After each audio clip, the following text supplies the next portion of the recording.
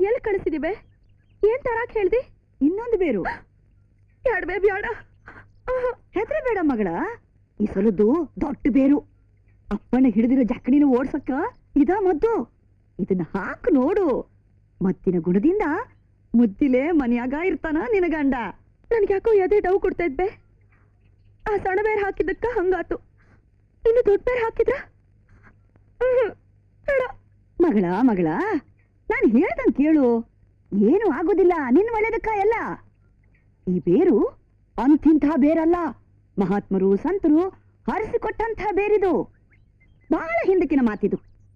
ನಮ್ಮ ಮನೆಗೆ ಒಬ್ಬ ಮಹಾತ್ಮರು ಬಂದಿದ್ರು. ನಾನು ಅವ್ರ ಸೇವಾ ಮಾಡ್ದೆ. ಬಹಳ ಸಂತೋಷ ಆದ್ರು.